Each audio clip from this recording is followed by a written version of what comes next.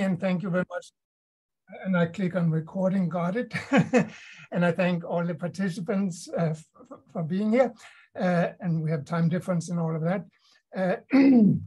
And I usually, when I do a presentation like this, I begin by just giving a rough idea of the words in the title. Sometimes that could take a couple of minutes. But let me begin with reflection positivity. It also goes by the name Osterwalder-Schrader positivity, but it's a general principle that involves duality in many different areas of mathematics. But the duality that was the motivating force between it was the duality between two symmetry groups, the symmetry group of relativistic quantum fields, the Poincare group, and the symmetry group of the Euclidean fields, and the Euclidean group. And the precise ways of setting up a reflection duality between those. But then in the meantime, many other reflection duality principles have come up. Renormalization is also an important part of it. And that's the part that links to spectral theory. And so I begin with a little bit of history with Professor Arthur Jaffe in the early 70s, who had research visitors, Osterwalder and Schrader, working with his group in mathematical physics. And as I understand from discussions with Jaffe, the subject that now goes by the name Osterwalder-Schrader positivity started with a suggestion from Arthur Jaffe that was followed up by Osterwalder-Schrader and by many other people, of course, as well, and followed up a few years later in a book by Glim and Jaffe and other books of Barry Simon and so on and forth. And Jost Fröhlich was another person in that. What about my own connection to it? It probably, I had early work on a notion that I call local representation that refers to Lie group and Lie algebras. And at a meeting in France, Schrader asked me, do you know about virtual representations? And it took me a while to figure out what he meant by that was what I usually think of as local representations. And so we corresponded, and he said, here's the theorem I'd like you to prove.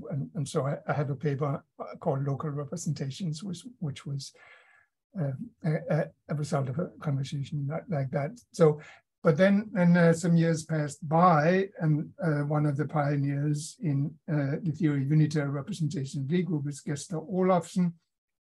And we got together and we set up a duality theory for unitary representations of two versions of semi-simple Lie group. One we call G and one we call GC. Superscript C is because it's created in a complexification. And then a few years later, it became a collaboration with three authors, yours truly, and then Gesta Olafsson and Carl Hermann Nieb. And that continues up to the present, but there are other co-authors as well. And at the end of the talk, I'll give a subset of the list of references.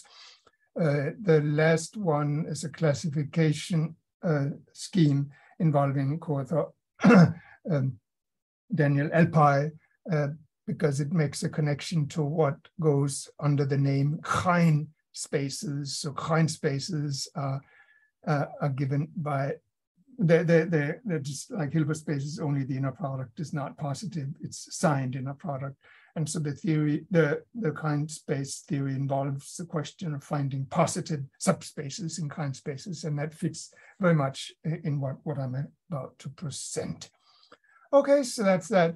But in order not to clutter the slides too much, I'll pick out a few axiom parts, only part of the axiom that I'm going to talk about.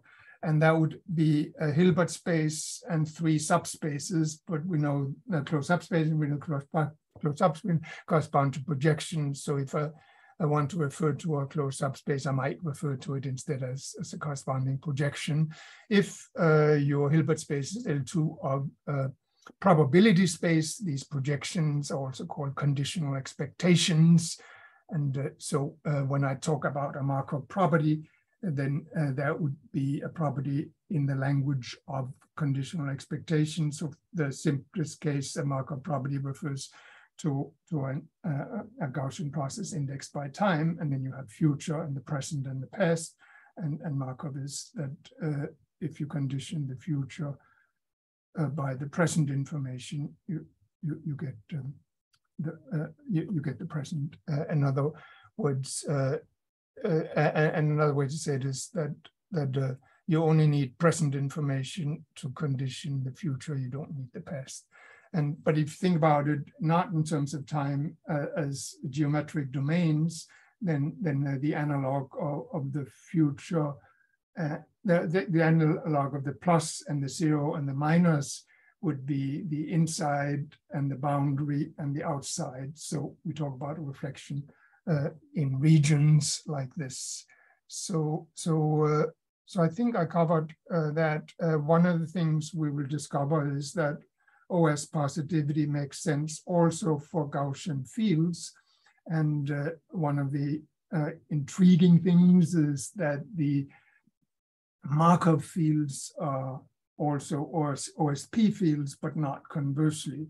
In the late 70s, Ed Nelson had really fantastic papers on Markov fields, but perhaps with hindsight now, we can see that to really understand the interesting cases, we need OS and not Markov.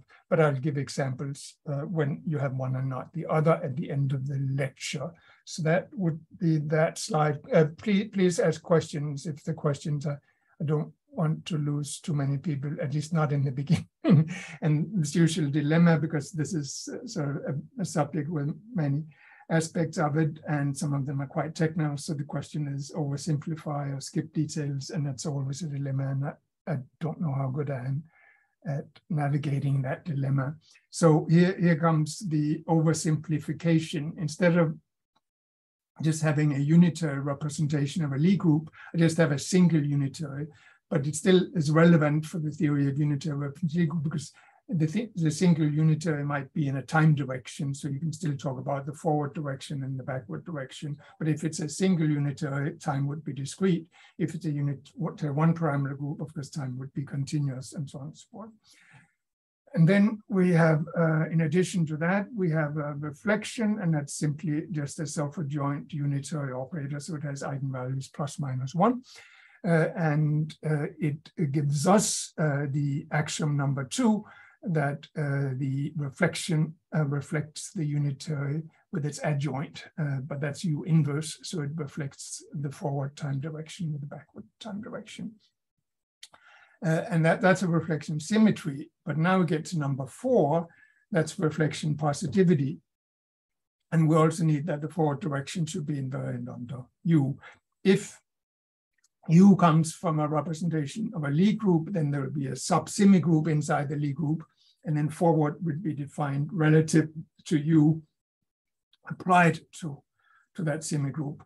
And another thing is that I put it together using different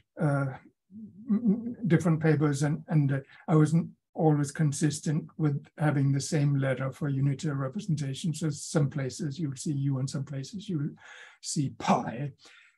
So that was another apology. And the other is that if I want a subspace that satisfies axioms 3 and 4, if I pay attention to inside and outside and stuff like that, then I'll have to have 3 indices for the subspace. But if I'm only interested in the subspace having and not additional spaces, then I don't need the plus minus indices. Okay, so that was that. This one here is my favorite cartoon picture, but it's actually a serious mathematical framework. So the one with the Skadi double of a Riemann surface, you can see what I mean by reflection in a circle on the torus with genus for, and the Skadi dual refers to reflection in the complex coordinates for the Riemann surface. It came up in joint papers with Arthur Jaffe and his co-authors. It came up in my own work with several co-authors, including the more recent one that I mentioned with LPI, where we used kind spaces, and they've been popular. Kind spaces have been popular tool for harmonic analysis in Riemann surfaces. So that was the Riemann surface. And then the inside and the outside of, there's a version with the disk and there's one with the interval. But of course, if you take the complex disk and intersect it with a real line, you get that interval.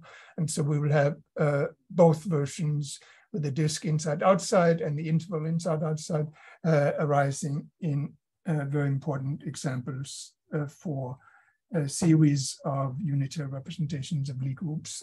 This particular example here is used later in the talk here for the case of unitary representations of SL2R.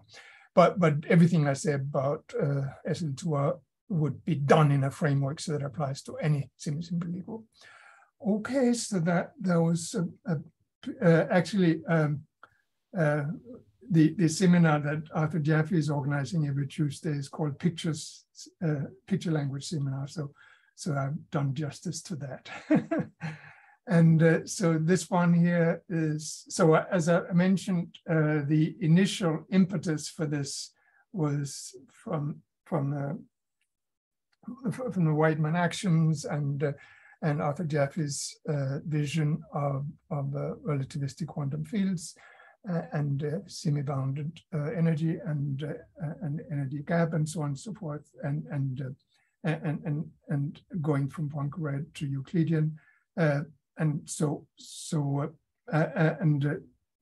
this one here would not be specialized to that case. This one here is motivated mainly by my joint papers with Olafsson and Neeb, where our focus is series of unitary representations of Lie groups, and you know that there's a big development there with Jorgensen and many others on identifying the irreducible representations. Of course, going back to the framework of relativistic physics, we have Bergman and Wigner, but that evolved into much more refined technical studies of unitary irreducible representations. Okay, and so that is that. And so this one here entails a few more technical issues. So the actors in this drama here are Hilbert space, Lie groups, period 2 automorphism. So period 2 automorphism is the action on the Lie group that's supposed to model the reflection. But if it's supposed to model the reflection, there has to be this J operator that conjugates the representation into the reflected representation. You can achieve that if you write the representation as a sum of a plus and a minus, and then and then if plus is unitarily equivalent to minus composed with a tau, then the sum would have the reflection symmetry property. And then we'll be paying attention, since you have reflection in a Lie group, then it passes to the Lie algebra. If you haven't seen Lie algebras, think about a Lie algebra as a tangent space to the Lie group at the identity. And the Lie algebra has a Lie bracket, but a Lie group can also be realized as a matrix group. So the Lie algebra would be a Lie algebra of matrices, and the Lie bracket would be a commutator bracket. So you have a choice of thinking about it axiomatically or matrix theoretically.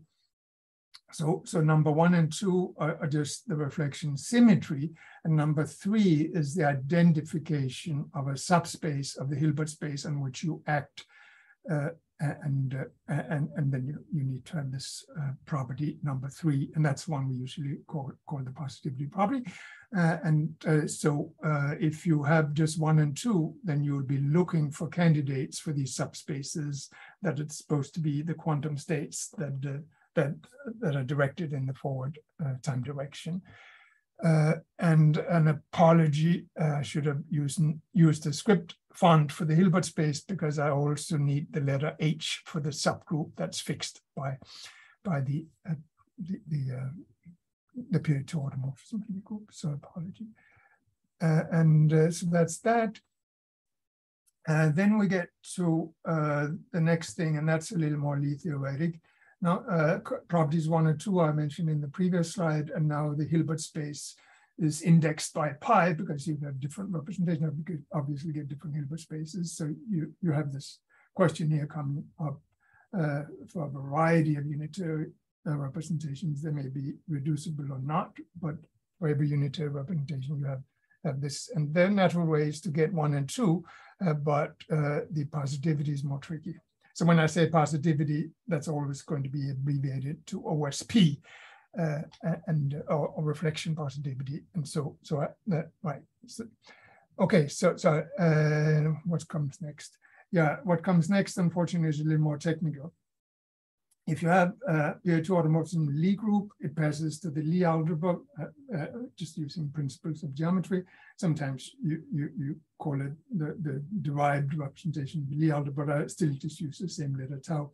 Whether I talk about Lie algebra. So if it's period two, then it'll be period two on the Lie algebra, but the Lie algebra is a real vector space, so it'll have eigenvalues +1 and -1. From Lie theory, you can easily see that the eigenspace with eigenvalue +1 would be a Lie subalgebra, and that would be the Lie subalgebra of the elements that are fixed by tau. And then the other one, eigenvalue -1, would not be Lie subalgebra, but the bracket of it with itself would be contained. So the bracket of minus with minus is contained in plus because tau is an automorphism. And so you get a splitting of the Lie group, this Lie algebra this way, and that corresponds also to a splitting of the Lie group, which I'll be talking about in the next slide. So that is this. Unfortunately, we need one more, and so this is a theorem here, and to appreciate that theorem, we need one more technical Lie thingy, and that is for semi-simple Lie groups, in addition to having interesting period two automorphisms, there's always a canonical splitting. It's called the Iwasawa splitting, G equals to K-A-N. K is maximal compact, A is abelian, and N is nilpotent, so K-A-N. So if you have those in the group, they will be written with capital letters, and then you pass to the Lie algebra, there will be lowercase Gothic letters. But for this one here, I'm interested primarily in the A part and the K part. And since A is abelian, it's Lie algebra, you should think about it as a generalized hyperplane. And then the element in K is the element that implements a reflection in that hyperplane. So that's the way to see that from the action systems of semi-simple Lie groups, you always get a natural system of reflections. So that was one part of it. So I'm actually giving a little background for the assumptions in this theorem. The other is that the unitary reducing representations form a series, continuous, discrete, and complementary. And the ones that have more interesting reflections, at least from this theorem, is what's called the complementary. And I might give some hints of what that means, but they indexed with an index that has an upper bound. And that's what the formulational theorem is indicating. Sorry, what is non-compactly causal? Non-compactly causal, okay.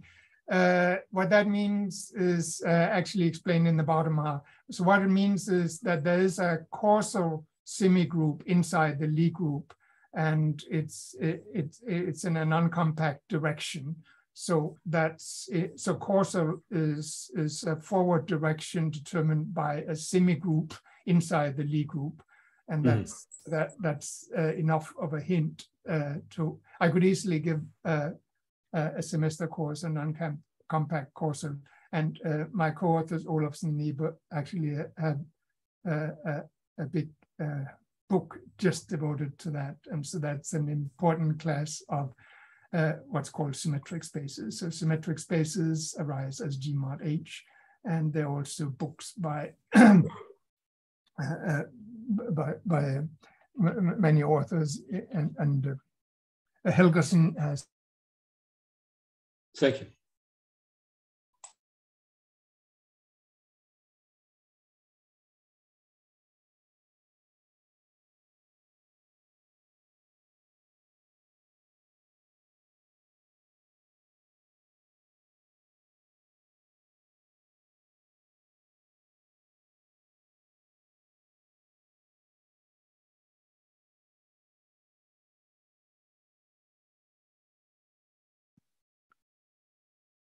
Palle, I've lost your voice.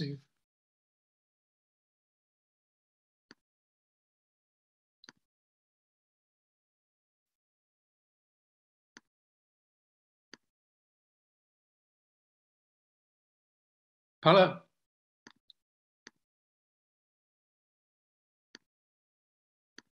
Muted me. The system here muted me. Are we okay again now? Yeah, yeah. Okay, that's the thing. So we lost you since the end of the question. Okay. And you're so I ends up causal, non-compactly causal, and we talked about this one here, and number 3 is the positivity. I think you need to share the screen again, maybe. So they probably outed me, and good Lord.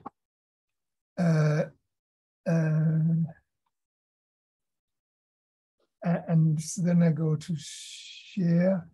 That's really annoying. And what happened here? And here, did that help? It started. Yeah, I think so. Yeah. So now, if you can make a full screen again. And full screen again. That's really annoying. I apologize. The thing is that they have so many security systems, and full screen. That's on the left, full screen. Oh, right, yeah. They have so many security systems, and I don't know what to do other than apologize. I wish it didn't happen, but it did. Oh, don't worry. Okay, so I explained period 2 automorphism Lie group. They pass to the Lie algebra, and the Lie algebra splits up in eigenspaces for +1 and -1, and they have the commutator properties. Please stop me as soon as you can if something happens, so that we don't miss big chunks. Okay, so then we go to the next one, and this was the theorem here. So did the audio work when I explained that the Iwasawa decomposition allows us to find many systems of reflections in such a semi-simple Lie group? And what's required is that the Lie algebra is a Gothic A, and for every element in the K part, you can reflect the elements W are called named after Weil, so they're called Weil elements. And so then we can realize the coordinates for the Hilbert space would be Hilbert space of functions on a certain open domain omega, and we can realize that in a convenient coordinate system that sits inside the N part. What I mean by that is we have the nilpotent group, it's Lie algebras, guard again as upper triangular, and then the overbar is lower triangular. And so omega can be realized in a very, very Euclidean way. So in the simplest case, we talked about the realization of omega will be that interval from -1 to 1. So so that's some of the ingredients of the reflection system that I get here. But the most important part of the reflection system is, of course, the operator J.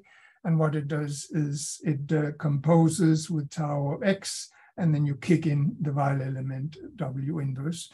And that then, because of the nature of the complementary series representations, becomes the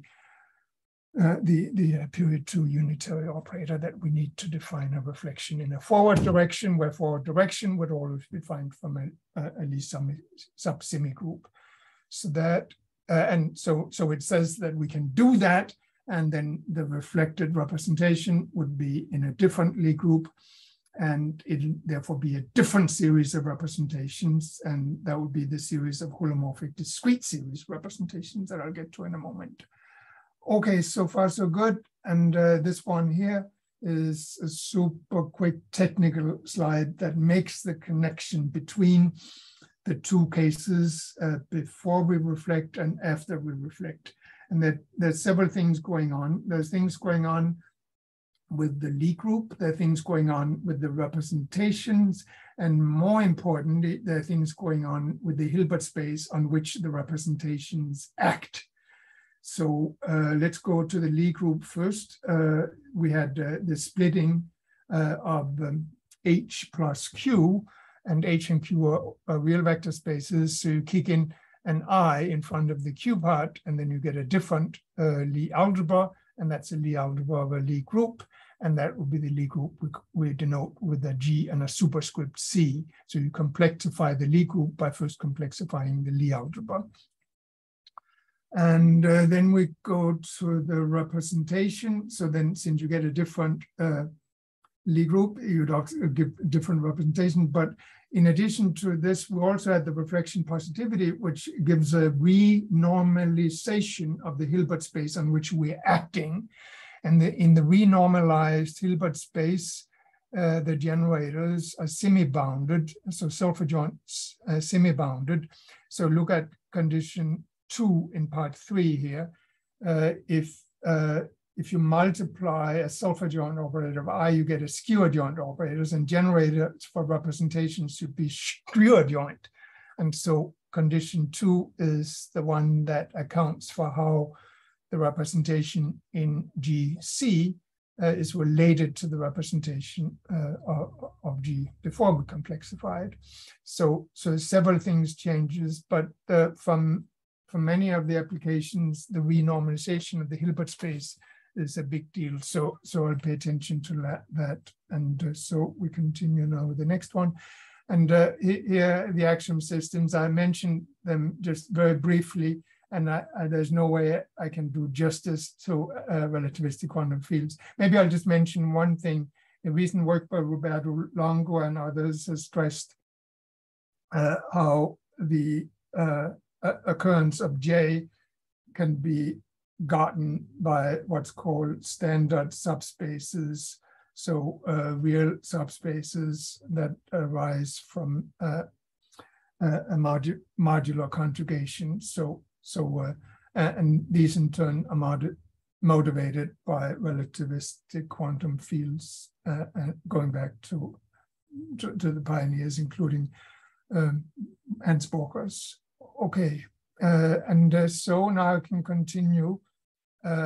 This is a slight modification of the coordinate system I mentioned in my last theorem. That's a joint theorem with Olafsson and Nip. And the modification is that we want to choose coordinates from a semigroup to be the form H cross the interior of the cone.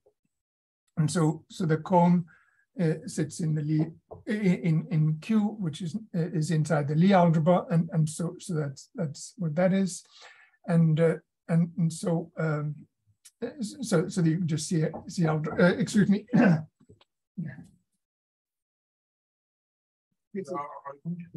I can't.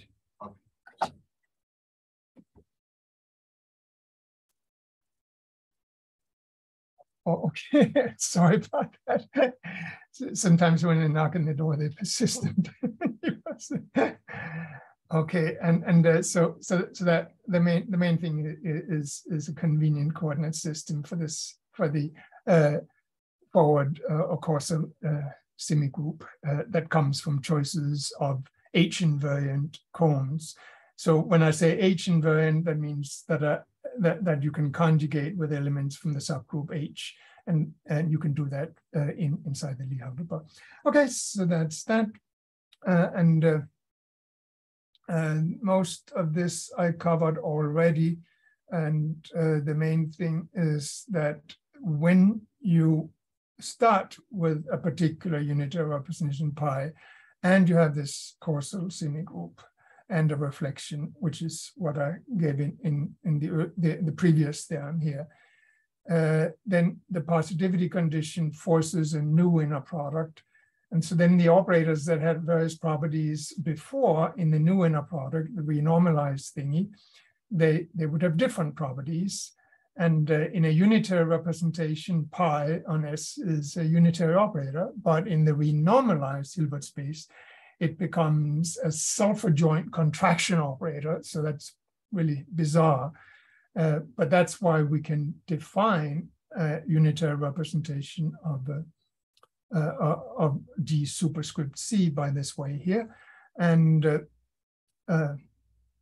it's first defined as a local representation, and then could be pieced together to become an honest unitary representation. That's a technical issue here. So now we have a duality between those two. And then we pay attention to the forward direction and the operators that generate the forward direction, and they're defined with respect to their spectrum, and the spectrum is defined in terms of such cone, G invariant cone, and so the representations that are consistent with such a cone are denoted AW. And so we call them the W admissible unitary representations. And so since we are also making changes in the inner product. Sorry, what is W of pi on previous slide? W of pi? What is W of pi? W of pi are simply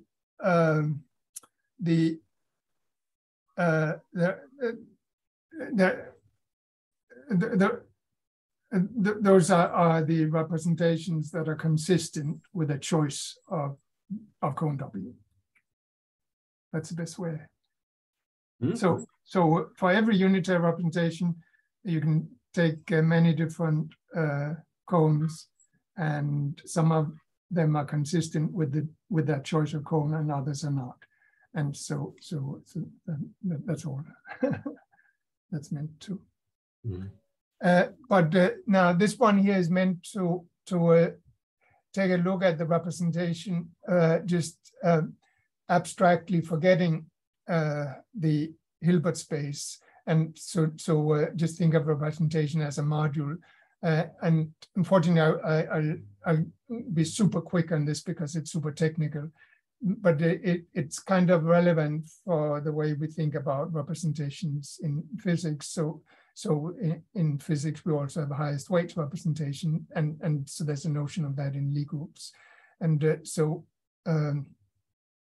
if you have the Lie group and therefore the Lie algebra, both itself and its complexified version acting, then it's sometimes convenient to have everything act on a single locally compact vector space and then worry about inner products later. And if you do that, then the action of the group elements and the Lie algebra elements is written out here. There's nothing really surprising about that.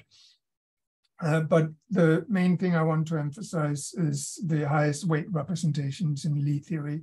And again, I would do a lot of hand waving for that. So there's a maximal torus and a complexified version. And if you have an element in the dual of the maximal torus, then the elements in T might be diagonalized by a vector V, and that's called a highest weight vector. If in addition it's a vacuum for a Lie theoretic generalization of annihilation operators, and it should be cyclic, but now G superscript C, and so we let the unitary enveloping algebra act on that vector, and then you'll be cyclic that way. And so those are called highest weight modules, and they can be realized in Hilbert spaces, and you get holomorphic discrete series representations. And then after we do the reflection, we can identify the highest weights that characterize the reflected representation, and that's a technical conclusion in a theorem like that.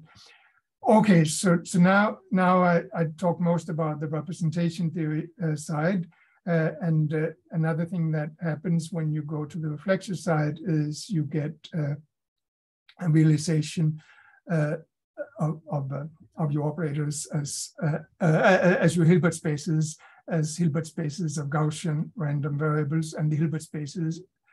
So the Hilbert space would be L2 of a probability space, but the Gaussian random variables would be indexed by Hilbert space, and so we call them Gaussian Hilbert spaces. And the simplest case of that was the Gaussian Hilbert spaces that arise from the Euclidean group that I mentioned in the beginning of the lecture. So we continue where we left off a moment ago with the reflection positivity, but now I just want to bring in the renormalized Hilbert space, and I want to bring in the nature of so we had a forward direction subscript plus, and we have a kernel of theta when it's acting on that. That's called n, and you pass to the quotient, and then you define the new inner product from the positivity condition, and so that's the renormalized. And we keep track of the elements in E plus that are fixed under the reflection operator theta. But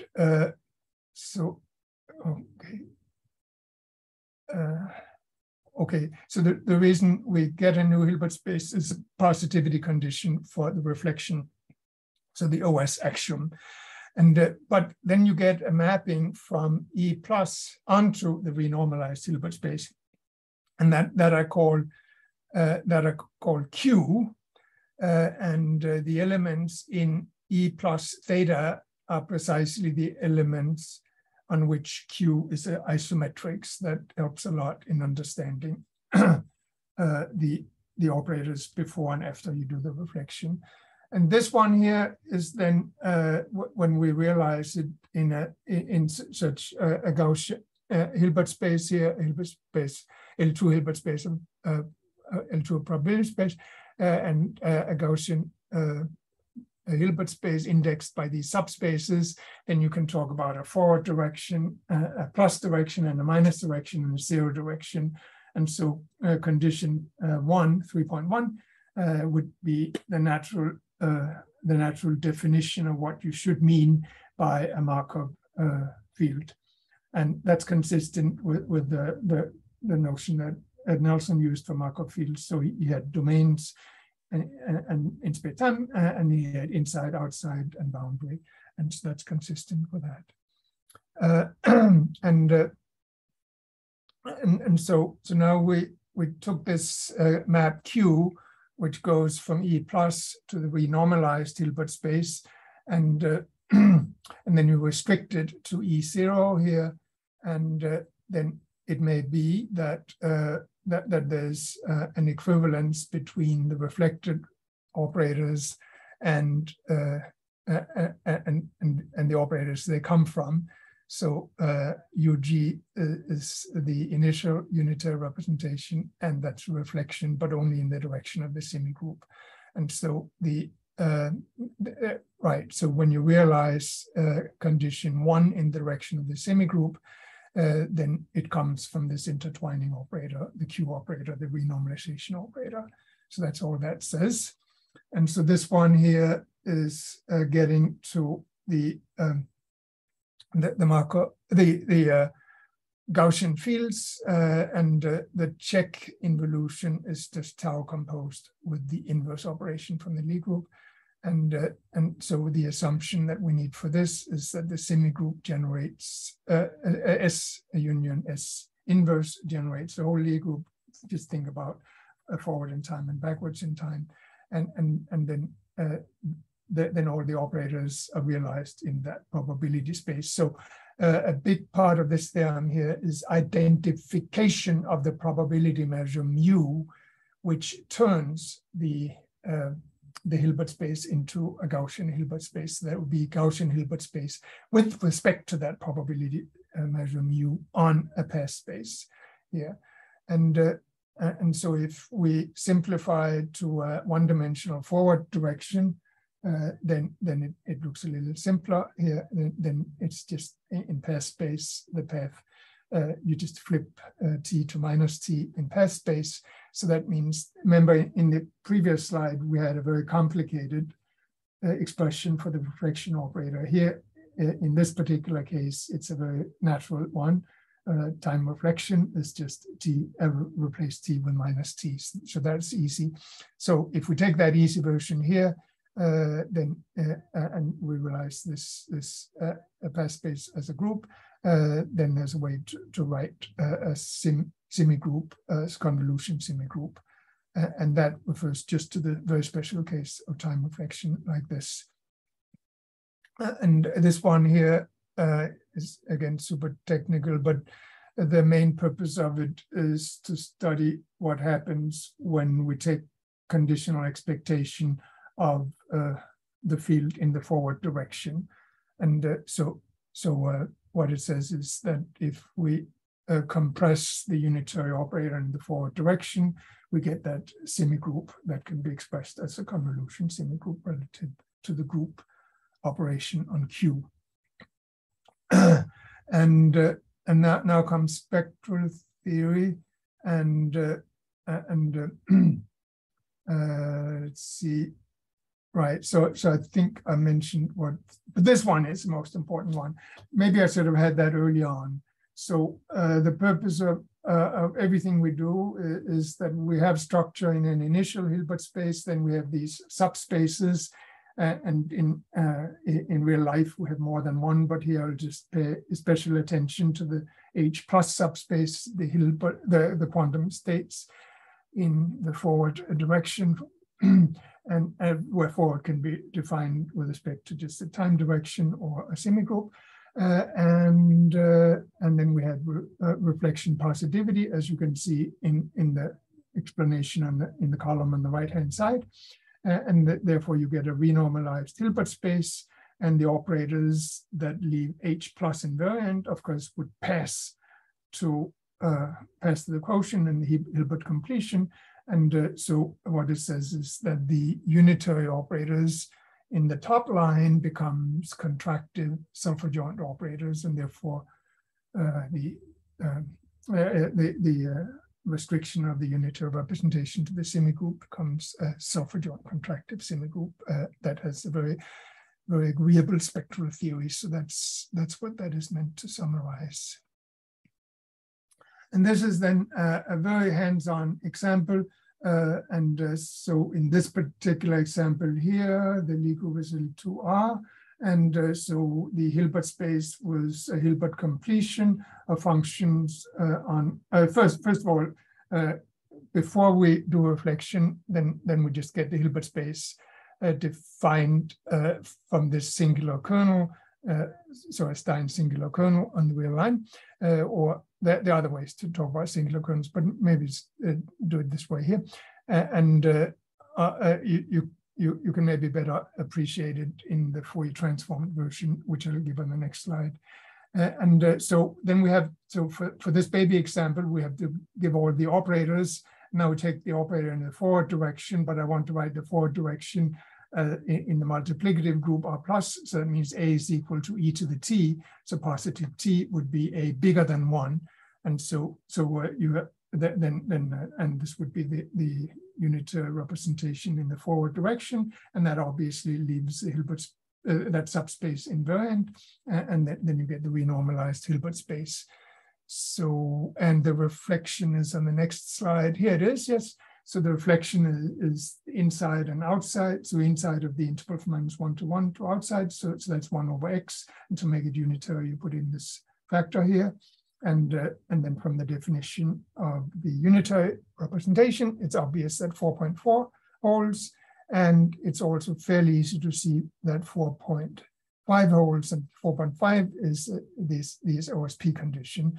That means you get a renormalized Hilbert space, but in this case, everything is explicit, so you can write down what the renormalized Hilbert space is. So 4.6 is before you renormalize, and 4.7 is after you renormalize. And an interesting thing about 4.7 is that when you complete it, you actually get Dirac distributions, and you get derivatives of Dirac distribution. It turns out that if you take Dirac at x equal to 0 and then take all the iterated derivatives of it, that would be an orthogonal total system in that renormalized Hilbert space. And there's a complex variant of that where the orthogonal system would just be the complex monomials. And the kernel in 4.7 is sometimes called the fractional Siegel kernel, or the fractional Siegel kernel restricted to the real line. And so the 4.8 and 4.9 is just for people who prefer the Fourier version of the Stein integral, a single integral kernel. That's not important. Okay, I guess if you want to interpret them as distributions, that's the interpretation. And as I said, the elements in the Hilbert space have different features depending on whether you go before the renormalization or after the renormalization. And here is again the renormalization and the renormalization operator. And so after the renormalization, we use the letter K. And so in the previous example, the letter K referred to a Siegel kernel. And so that's that. And now in the remaining couple of minutes, I want to make a connection between OSP and Markov. And so here is OSP. But I'd like to have to pay attention to two things. One is the triple of projections plus minus 0, and the other is the reflection theta. So for a given triple, you might have many different reflections. And so 411 is a reflection that satisfies OSP, but there are many other reflections that don't satisfy OSP. And so keep that in mind. And 412 is just a rephrasing of OSP. And then the next question is, where do these subspaces H plus come from? And there's a way to that's drawing on standard techniques from kind spaces as a way of characterizing the subspaces H plus that comes from this framework here by contractive operators between these two Hilbert spaces that are indicated in the last line. P perpendicular is of course the orthogonal projection. So I don't have time to that, but there's a way to index all the candidates for H plus by contractive operators. And so here they are. The contractive operators are like that. But I didn't mention OSP in this theorem here that comes next. Yeah, and there's just a quick summary of how you get an H plus from a contractive operator, and I don't have time for that. This one here is more important.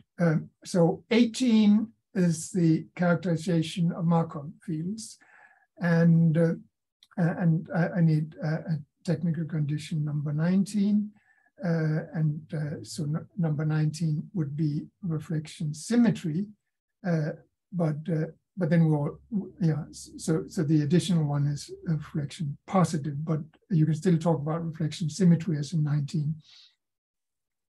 And so the theorem that I'm citing here is that every Markov system would have the OS property for consistent reflection theta, but not conversely. But if you intersect over all the OS systems for all possible consistent thetas, then you get the Markov. So that's what that theorem says.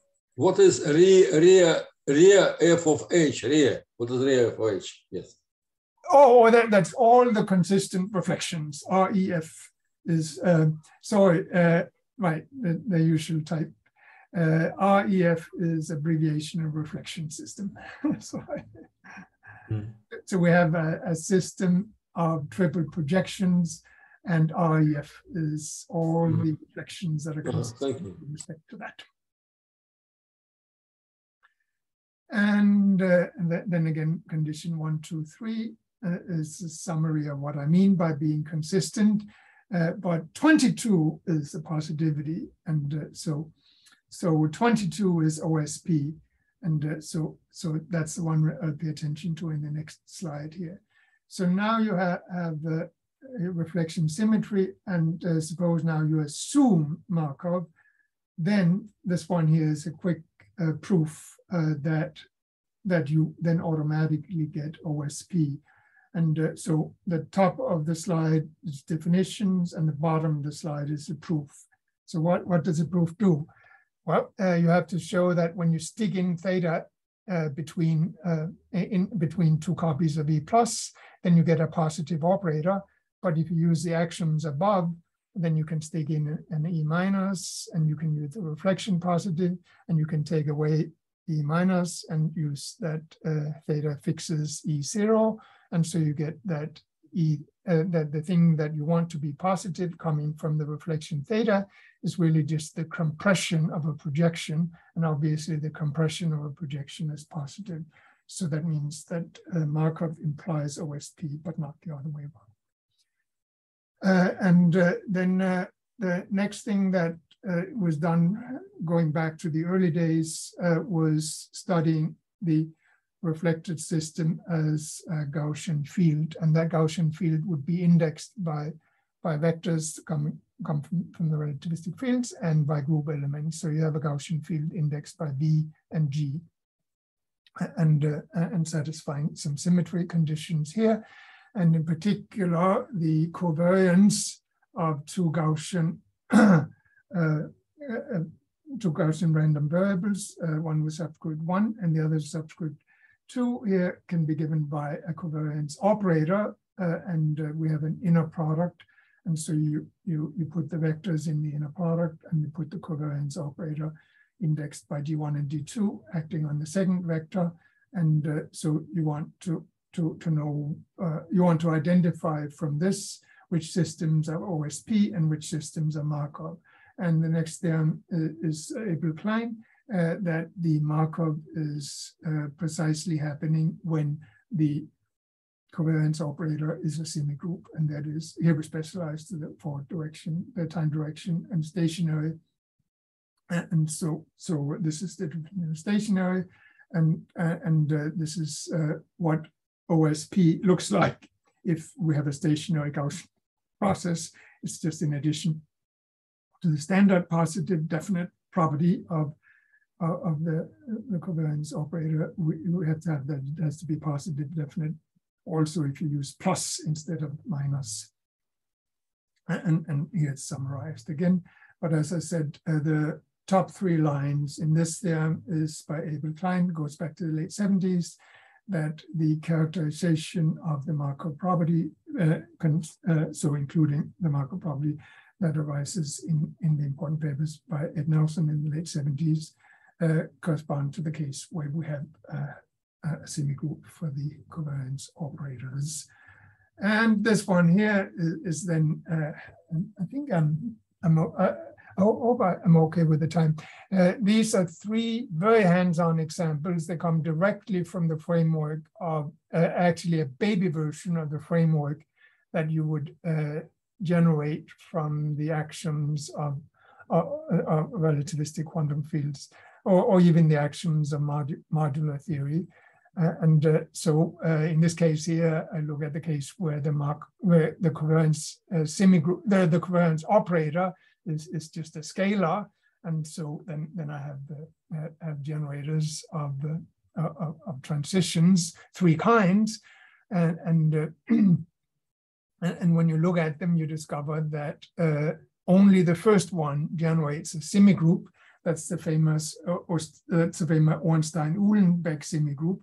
But we also know that the interesting generators in the forward time direction in a relativistic quantum field would not be Ornstein-Uhlenbeck processes. So we are forced to look at OSP and that happen not to be Markov. And the 3 that are most popular in the simplified version are the ones in the second, third, and fourth bullet point. But the one in the first bullet point is the only one of them that's the Markov. And so that's that. And this one here as a way to translate properties of the Markov fields here into these operators in the renormalized Hilbert space. So again, we have a forward direction in the direction of a semigroup, and we renormalize, and then we get self-adjoint contraction operators. But these self-adjoint contraction operators will form a semigroup, but it's different from the right. So it's not a Markov semigroup, but it's still an honest semigroup in the renormalized Hilbert space, and the proof is just in the special case of where the semigroup can be indexed by the forward direction in the time variable, and then it's pretty obvious. And then I promised to list some of this is not quite up to date. By the way, there's a joint paper by my co-authors, Olafsson and Need, that is in the archive, which is based on beautiful ideas by Roberto Longo on real subspaces in complex Hilbert spaces coming from modular theory, and there's going back to papers by Hagerup. They're also called standard subspaces, and in those cases, the reflection operator will then come from modular theory, and it gives many interesting representations, including type 3.1 representations from local quantum fields. So those are papers I didn't include in this list here, but for people who want to follow up on the subject, Google the recent papers by Roberto Longo and by my two co-authors here, and others as well. Roberto Longo has a team of co-authors who do reflection systems coming from modular theory.